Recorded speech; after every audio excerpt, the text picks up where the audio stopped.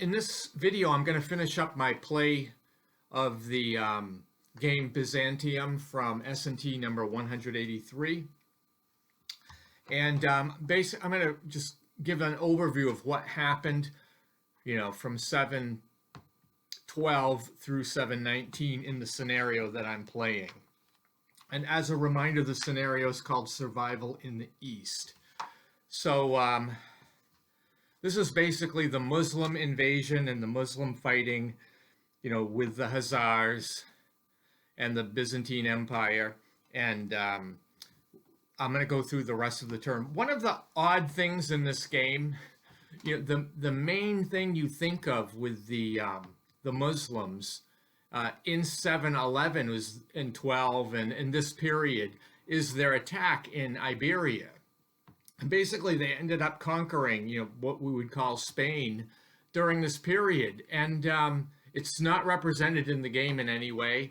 So the game mainly is talking about the things happening, in the Byzantine area around, Constantinople and that area of the map. So it's just presumably this is accounted for, the Iberian fighting is accounted for by the limitations economically on the Muslim player for work in the Eastern theater of this period. So that's how I resolved it in my mind, because if you really were playing a game with the Muslims here, you'd be really looking at what they're doing in Iberia. However, this game doesn't do that, so I'm just taking it for what it is presenting. And I'm going to go down to the map with the rest of the game starting on turn 2, the year 712 AD.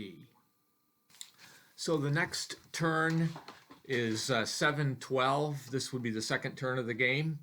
And in the negotiation phase, the Byzantines and the Khazars made basically an open alliance with each other, trying to work together. Obviously, this was historically the case. It's why I did that. Nobody really wants to cooperate with the Muslims right now, and the Franks are kind of trying to mind their own business. So that's pretty much what has happened here at the opening. This turn, the Muslims mainly spent their activity on playing a chit called trade concession. So when they collected all of their, points, they ended up gaining an additional 10 treasury points because of some sort of, trade deal that they pulled off. And that's pretty much all they did. The Byzantines also collected some of their points. They spent some to try to get some chits to see if they can't get some good luck going their way, but they really didn't do much except solidify their position. They really haven't addressed at all the Muslim encroachment into Cappadocia and Anatolia. The Khazars collected their money, but half of their area is in rebellion. They started the game this way. So they attacked in Rus and managed to conquer it. They had another attack in Avars. They conquered that. They subdued Croatia, and then they subdued Serbia. So you can see the picture kind of shows they're getting all of this back into their control. And because it helps that they have an alliance with the Byzantines, they don't have to really worry about them if they uphold their bargain. And I'm fairly sure that they're going to, with the Muslims threatening them. And then the Franks didn't do much except try to solidify, the eastern part of their empire, which is really all that the game represents. So that's how 712 went. So I go to turn 3, which is 713 AD, and the Muslims collect some additional treasury again, and they decide to move into Thracian. I'm not sure how to pronounce that. And they ended up conquering that, and then there was another attack into Trebizond, again held by the Byzantines, and they conquered that as well.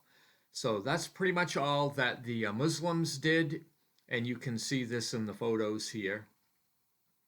Then I went to the Byzantine player, and they collected some treasury and made a move into Nicaea, where they're really trying to prevent any Muslim encroachments, especially coming toward Thrace and Constantinople.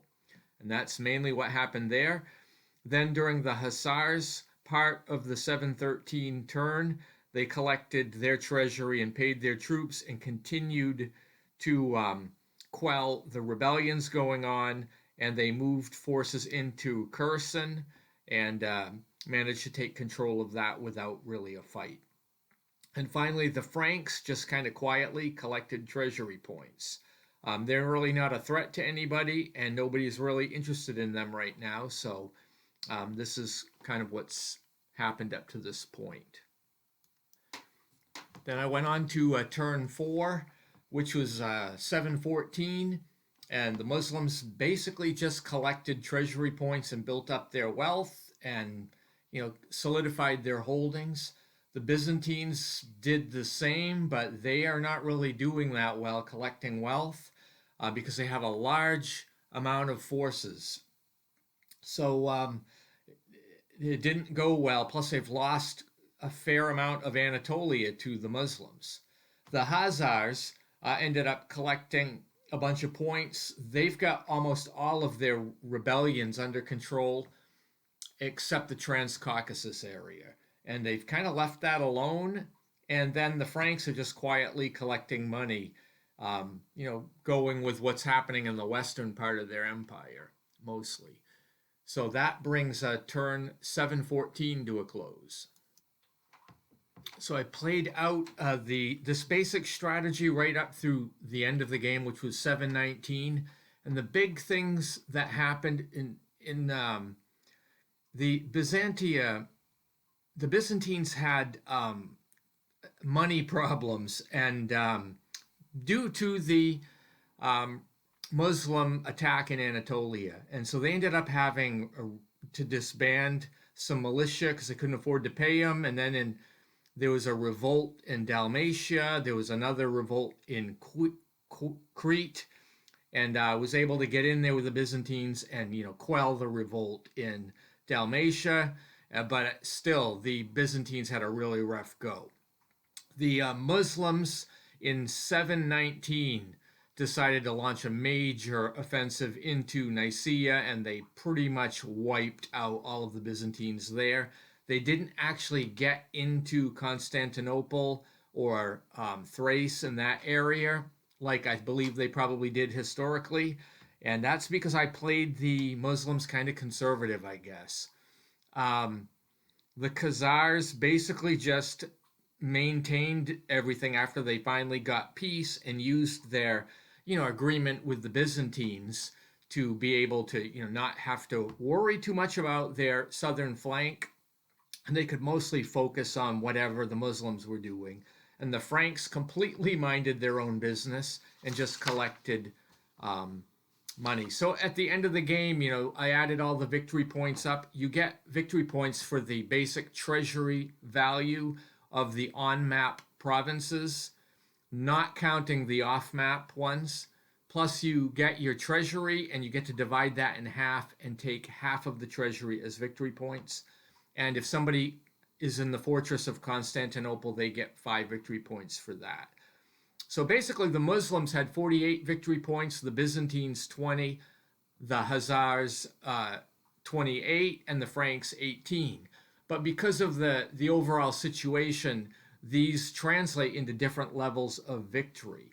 So actually, there were 2 winners in this game. The Khazars got a conquering victory. Mainly, I think, facilitated by the Byzantine alliance, but also the fact that the Muslims didn't really aggressively fight with them. The Franks also got a conquering victory. Even though they didn't have very many points, they didn't need many, and most of their empire is off the map. And they just mainly were left alone and just collected, as much treasury points as they could and converted those into victory points. The Muslims did survive, so they didn't really lose, but they actually did lose this game. they're going to survive as a major power into the next generation. However, the real losers here were the Byzantines, and I could see this as I was playing this game. They really get into a death spiral, and their victory total of 20 comes up on the chart as decline. So they're just basically going to be a junior partner in this part of the world for the next generation. So anyway, that's how the game went, and I thank you for watching, and have a great day. Stay tuned if you'd like to see more game videos.